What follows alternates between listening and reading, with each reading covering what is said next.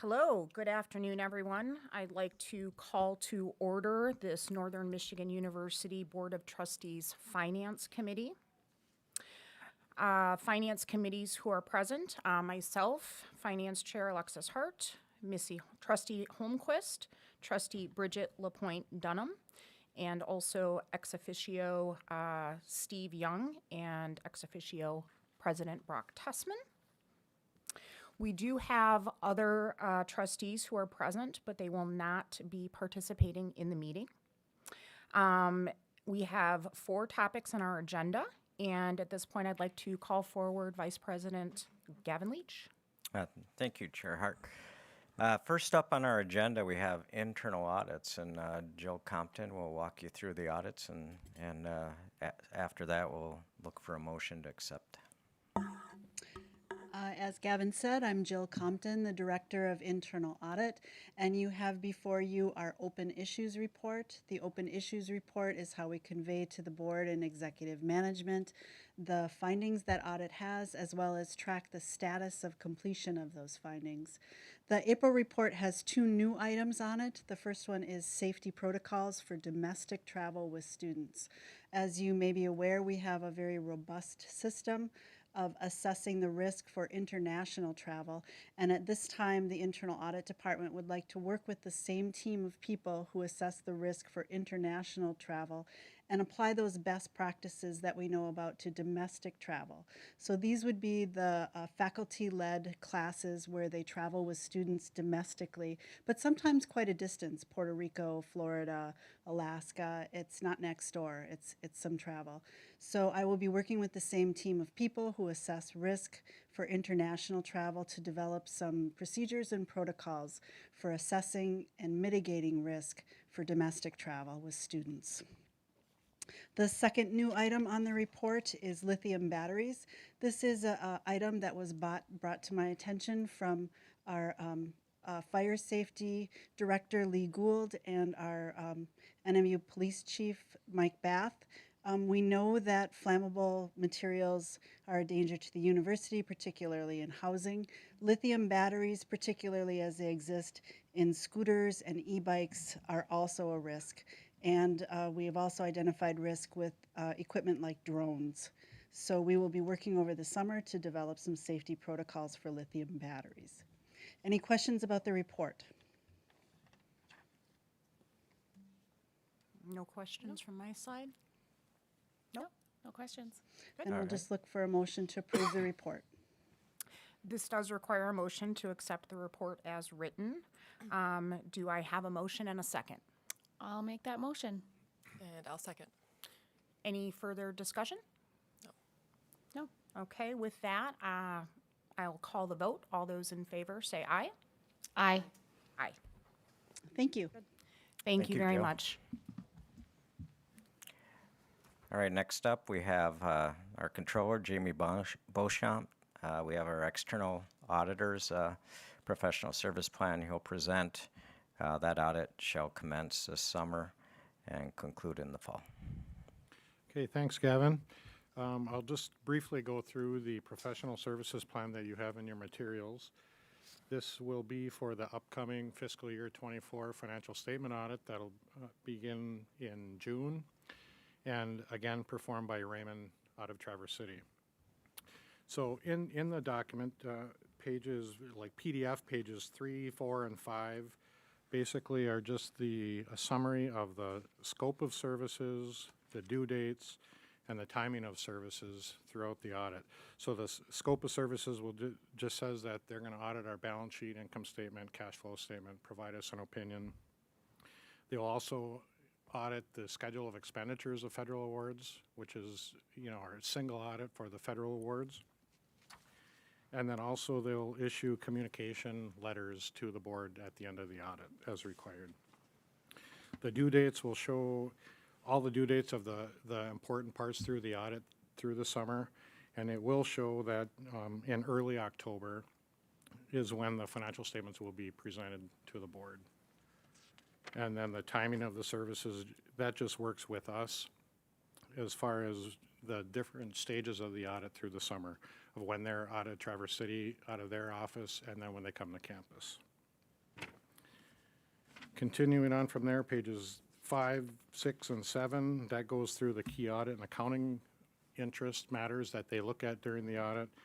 Basically explaining that they verify our cash, investments, debt, that they document their understanding of our internal controls.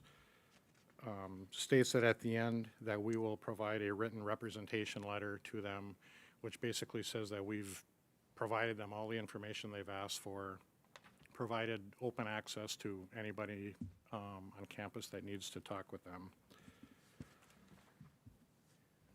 And then the very last page of that is the new accounting pronouncements. And that there is where they just spell out for us the accounting new pronouncements that we need to account for in our financial statements. And we work very closely with them throughout the years. Some of them are, there's one of them for this year, and then over the next couple of years, there'll be a few more important ones that we'll be working with them. So that letter there just discusses what the scope and the plan of their audit. Appendix A to that document is the engagement letter. That's just basically the contract that we have between Raymond and us to perform the audit.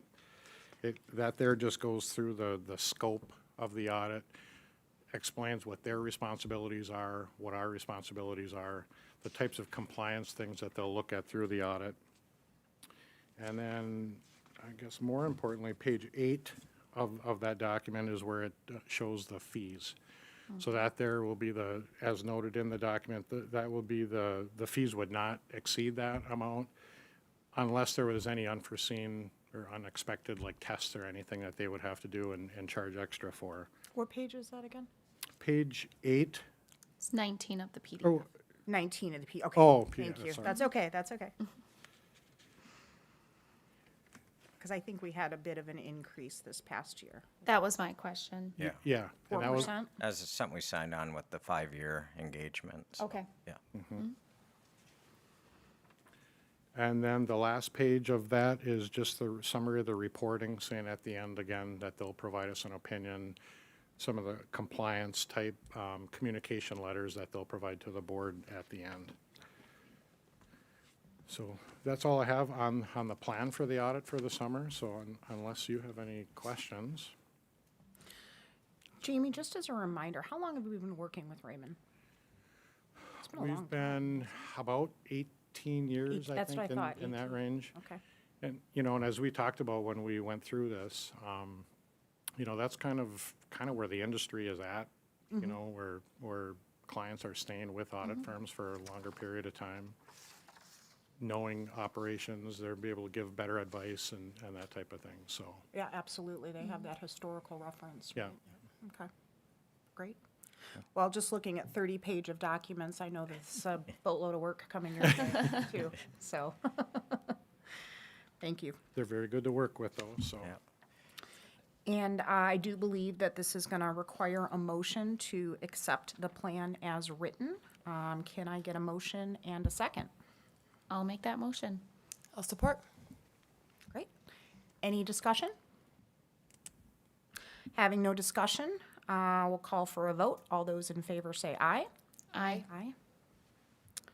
All right. Great. Okay, thank you. Thank you very much, Jamie. Yeah, thank you, Jamie. Take it away, Gavin. All right, next up, we have proposed housing and dining rates for fiscal year '25.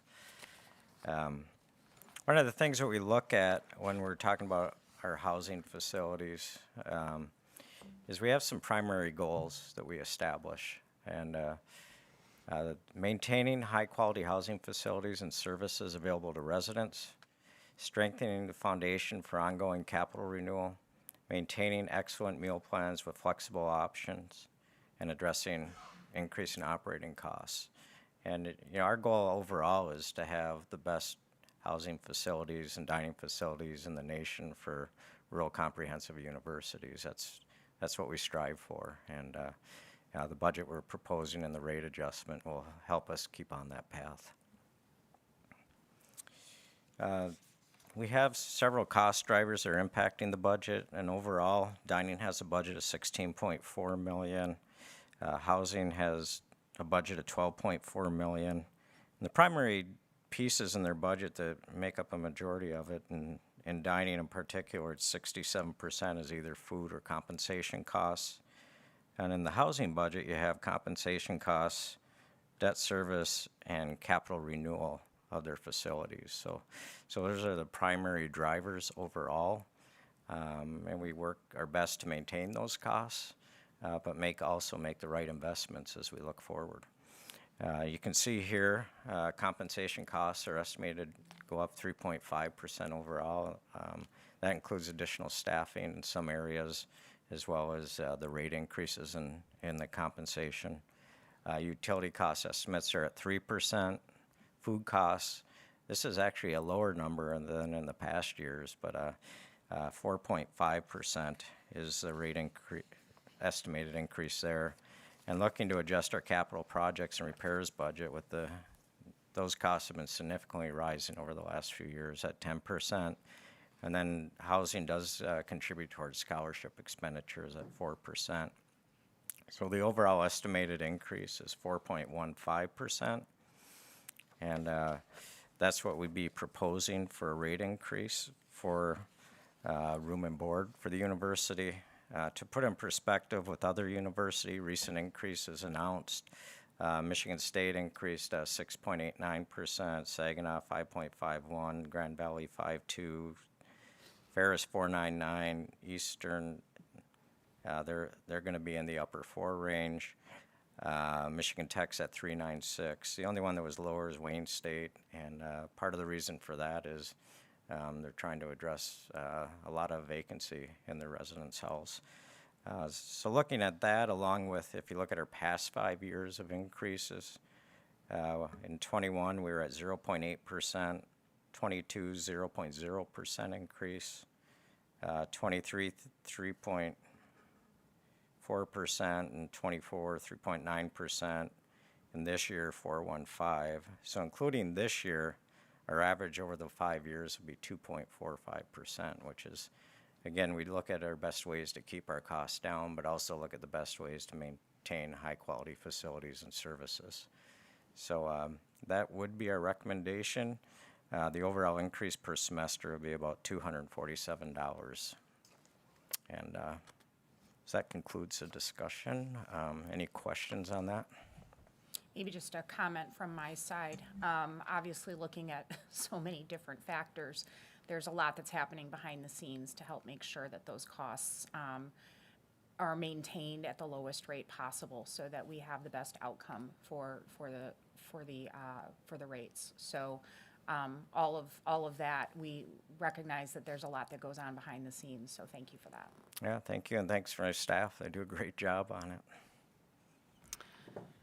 Any other questions for Gavin? No, I echo those comments.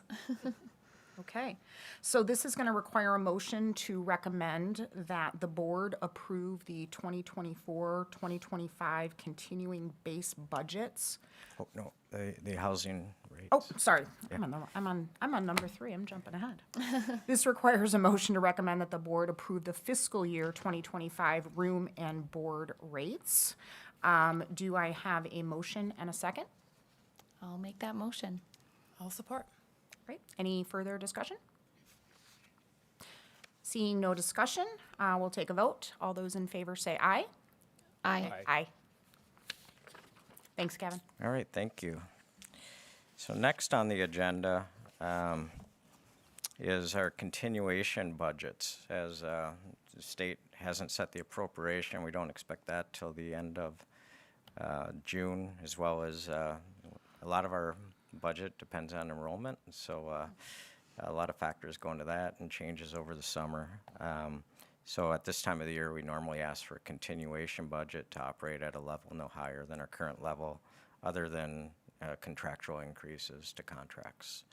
So I would need a motion. Okay, let's try this again.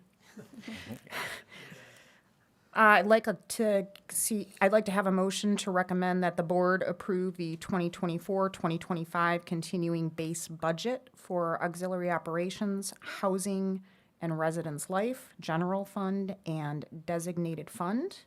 Do I have a motion and a second? I will make that motion. Support. Any further discussion? Hearing no discussion, I will take a vote. All those in favor say aye. Aye. Aye. Thank you, Gavin. Thank you. Gavin Leach. The next topic is our facilities and major projects upgrades. Thanks, Matt. Had Matt up here in case there were any other detailed questions. Appreciate him being up here. Now I'm going to bring Kathy and Jim up here. So this session is more just of an information update, and if there's any questions you have on the projects. We have several of them that we're working on right now, so keeps Jim and Kathy pretty entertained as they go through each day. We're working on Hardin Hall renovation, science complex, teaching labs, Vandament Arena renovation. We're also working on campus site design in Wildcat Way, which involves all of campus on that one. And projects in the planning phase include the College of Business, Superior Dome Catwatt structural upgrades, Superior Dome turf, and as well as phase 2 of the Barrie Event Center infrastructure upgrade. As we look at Hardin Hall right now, asbestos abatement's complete. They're working on third floor demolition is complete. As second floor is underway, and they're on target for a fall 2025 completion. And Jim or Kathy, do you want to add anything else to that as far as the process? Just that right now, things are really going well. Excellent.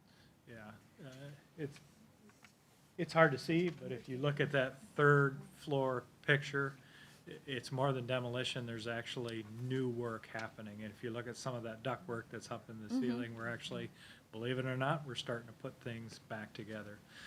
Shortly after school's done here at the end of the semester, our construction site's going to get bigger, and we're going to start to work on demolition of the exterior facade where we go up with the renovation. So My old study spaces are gone. I spent a lot of time there too, Missy. anybody who's gone here and here's what we're doing says the same thing. Yes, those are coveted spaces for sure. So the next one we're working on is the science teaching labs. Construction began in April 2024. Site prep and underground storm sanitary is complete, right, Jim? It is. Exterior demolition is underway, and the footings and underground plumbing electrical will begin on May 29th. Actually, I put this together and Yeah. I lied a little bit. So we've already started to excavate for footings. We'll probably start pouring concrete next week, But as of portion of it, and that's for the foundation walls. as of right now, we assume the fall completion is well on target, right? What's that? Fall 2025 completion, right? Yes. Okay. Yep. All right, next up we have Vandament Arena. Demolition's complete, painting's complete, and Kathy can answer whether our scoreboards got up there. So the smaller of the two, the 23 by 13, yeah, they actually are. It's being tested right now. So, and the larger one, we're hoping would be ready by Saturday, so you can take a peek at it when you're over at Yeah. commencement. So, Awesome. What'll be the first event in Vandament Arena? volleyball. Volleyball, yeah, for sure. They start early in the fall. Yes. Yeah. Yeah. Yeah. And then It's really, really coming together. It really looks nice. I was peeked in there on Monday, and it looks so bright with the new white paint on the walls and the ceiling. It's brighter than what the previous color was. So, and the basketball backstops are all up. So, yeah. And are we still on target for the flooring on May 13th? Yeah. The week of? Okay. That's when it'll really start to take shape. So it's, and again, we look like we're on target for August. We sort of have to be because we do have volleyball games in the fall. So Kathy will make sure that we get done by that date. The next one's been a pretty campus-wide involved project where if you look at our campus master plan, we had Wildcat Way as part of the concept, sort of redefining the middle of campus and creating spots of interest as you go along that way. And we engaged Smith Group to work through that process with us. And they've had a lot of campus engagement sessions so far. And that's going to continue, and you expect to complete the concepts by the end of August. And then this would be like a multi-year project where as we identify funding, we develop certain areas of the project. But Is it like phases then, where we'd put in one thing and then maybe put Yeah, in well- something else a year later? Okay.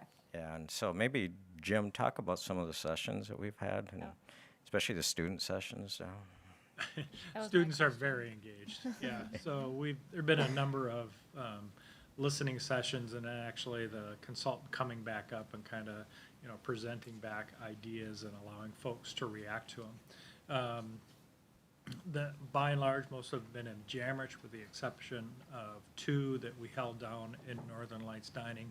Those by far are the most engaged. Each night that we go down there, there's 4 or 5 of us, Kathy and I, as well as 3 from the consulting firm.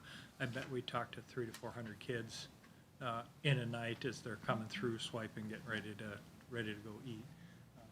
All very engaged, all seem to be excited, all with a lot of good input. So What I was really impressed with is whether they wanted to talk to you or not, they're all so polite. It was all like, no, thank you. Yes, thank you. Like, wow, we got like the politest students. So yeah, that project is moving along, and it's a lot of great ideas coming from it, and areas of interest along the way, and it'll be pretty neat. One of the other things we're doing as part of that too is looking at some changes to our campus entrances, so those will be combined in with that process. Other projects that are right now in the planning phase include the College of Business. We have selected an architect for that to move forward. We'll begin working on phase 200? phase 2 and Yeah. 300, yep. So we need to get that into the state, and once we get in the state, then we need to get authorization to proceed on it with construction. But we feel like the architectural firm we selected has a lot of work on state capital outlay projects, so they're familiar with the process. This should help make this smooth again, as has been in the other projects they've worked on with us. Who is it, Gavin? It's Newman Smith for that one. So hopefully sometime next year we can potentially start. It depends on when all this gets approved. Also, we're working on some catwalk structural upgrades in the Superior Dome. We've engaged Myron Construction, I believe, to work on those. We need to complete those because of the equipment they need to bring in to do it before we install the turf. So we're going to start that on May 13th. Hopefully by the end of May we'll be done with that, and we'll begin work on the turf replacement. We've been talking about this turf for a while, haven't we? Yeah, we have. Okay. Takes a while on planning on that one, but it's way over. It's overdue for replacement, and so that one will be a quick project, though. Hey, Kathy. Sure. We believe you. June. It starts in June, and it's expected to be done by August 9th. So, because we have football games starting up in the fall too, so the schedule's got to be tight. And then last, we have Berry Events Center. We did the ice making equipment as well as change the rink a bit. Now we got to do the work on the equipment on the roof to complete that project, and that'll happen May 6th through July 15th of this year. So the arena will be shut down during that time period because they'll be putting heavy equipment up on the roof and can't have people on the ice below it. And that concludes the facilities update. Were there any questions on that? Just always amazed at the amount of activity that's happening. I mean, this is a very different campus than I walked onto. That's true. You've been here almost 8 years now. 8 years ago. Yeah. And I don't know, I just always sit back in awe. I don't know how you get it all done, but you always do. It's great Yeah. stuff. Great Yeah. partners. Gavin said it, it's entertainment. Watch Why us we- run around. That's why we come to work. I will No. say too, I'm impressed that the projects are all going according to the timeline, so that's wonderful to hear. Yeah, We got good partners. Yeah, it's We both really do. partners. Yep. and they do a great job working with them, so it's a great crew. And I'm on track. Yeah. All right, so that was for information only. The next one is our liquor licenses, and we have one liquor license request, NMU Foundation Homecoming Tailgate in the Superior Dome parking lot for September 21st, and that's something we need a motion on. I'd like to get a motion to recommend that the board approve a temporary liquor license. Do I have a motion and a second? I will make that motion. I'll support. Okay, any further discussion? It's an important one.